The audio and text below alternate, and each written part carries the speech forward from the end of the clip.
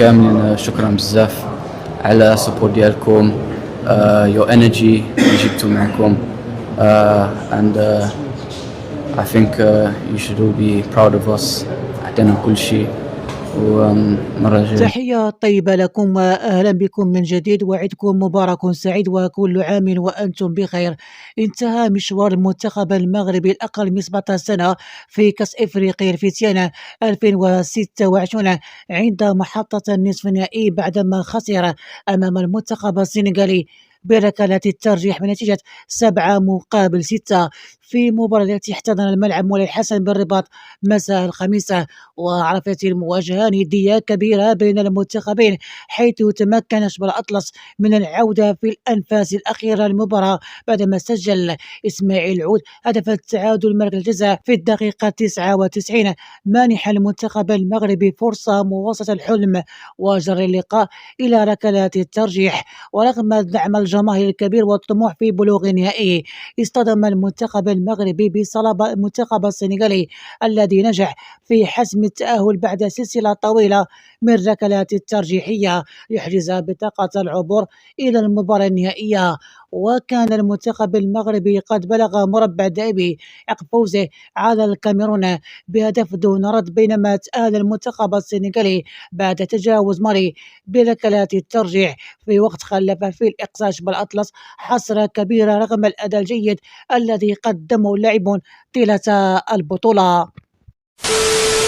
أعلن النادي شتوتغارت الألماني يوم الاثنين بتفعيل بوند شراء المتفق عليه مسبقا مع ليستر سيتي الإنجليزي ليواصل اللاعب مشواره داخل بوندسليغا بعقد طويل الأمد مع الفريق الألماني. وأوضح النادي عبر بلاغ رسمي نشره على موقع إلكتروني أن الخنوسة بصم على موسم أول ناجح بقميص شتوتغارت بعدما شارك في 41 مباراة ضمن المختلف المسابقات، تمكن من خلالها من تسجيل 9 أهداف إضافة إلى تقديم 7 تمريرات حاسمة، ما جعله من أبرز العناصر الهجومية داخل المجموعة. وأكد البلاغ ذات أن المستويات التي قدم اللاعب المغربي ساهمت في تعزيز مكانته داخل المنتخب المغربي الذي يستعد لخوض نهائيات كأس العالم 2026 بكل من كندا والولايات المتحدة الأمريكية والمكسيك، حيث سيقص وسط أطلس شريط دور المجموعات بمواجهة المنتخب البرازيلي يوم 14 يونيو المقبل. من جانب آخر قال فابيان عضو مجلس إدارة شتوتغارت للشؤون الرياضية إن الخنوسة أبان عن جودة كبيرة في جميع المسابقات خلال الموسم المنقضي، مشيرا إلى أن أصبح رغم صغر سنه من الركائز الأساسية للمنتخب المغربي بفضل إمكانياته التقنية وقدرته على صناعة الفارق في وسط الميدان. وأضاف المسأل ذاته أن النادي الألماني مقتنع بأن اللاعب المغربي ما زال يملك هامشا أكبر للتطور، معتبرا أن المؤشرات الحالية تؤكد أنه لم يصل بعد إلى كامل إمكانياته، وما دفع إيسا شتوتغارت إلى حسمه في استمراره بشكل دائم. خطف الدولي المغربي أشرف حكيمي الآن داخل الحصة التدريبية لفريق باريس سان جيرمان بعدما سجل هدف رائع على طريقة بانيكا، وذلك قبل مواجهة مرتقبة أمام أرسنال في نهائي دوري أبطال أوروبا المقرر إقامته بعد غد السبت. وتمكن العميد المنتخب المغربي من تسجيل هدف الفوز لفريقه خلال التدريبات بطريقة فنية مميزة في لقطة أثارت إعجاب الجماهير والمتابعين، خاصة بعد عودة مؤخرا إلى التدريبات الجماعية عقب تعافيه من الإصابة التي تعرض لها في الذهاب لنصف نهائي دوري الأبطال أمام بايرن ميونخ. ورغم عودة الأجواء التحضيرات ما تزال الشكوك قائمة حول جاهزية حكيمي للمشاركة أساسيا في النهائي الأوروبي المرتقب في انتظار قرار نهائي للطاقم الفني والطبي للفريق الباريسي. ويعاول باريس سان جيرمان كثيرا على خبرة وسرعة النجم المغربي باعتباره من أبرز العناصر التي قدمت مستويات قوية هذا الموسم سواء على المستوى المحلي أو القاري. تألق الدولي المغربي عبد الصمد الزازولي بشكل لافت مع نادي ريال بيتيس خلال الموسم الكروي 2025 و2026 بعدما أنهى موسمه بأفضل طريقة ممكنة عبر دخول التشكيلة المثالي الدوري الإسباني لا ليغا في التتويج، يعكس التطور الكبير في المستوى الفني والبدني.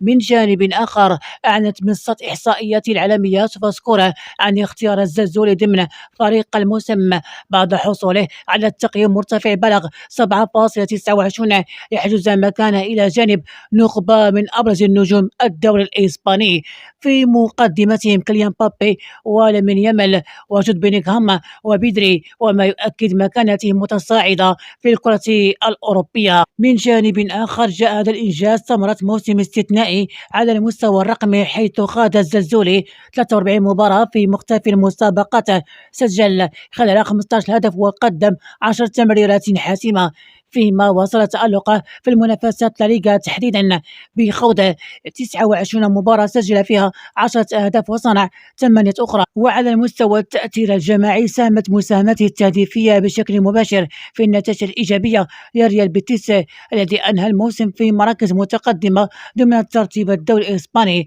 ما منحه بطاقة تأهل إلى دوري أبطال أوروبا للموسم المقبل، في إنجاز يعكس قوة المشروع الرياضي للنادي.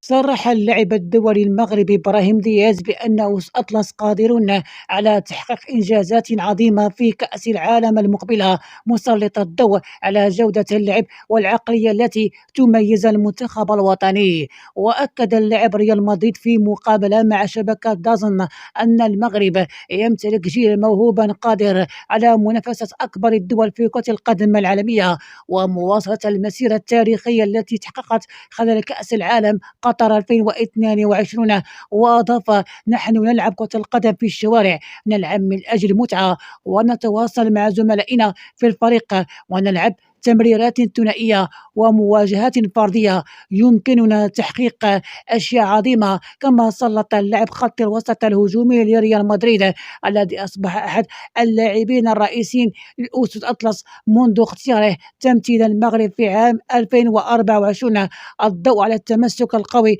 داخل المجموعة الوطنية.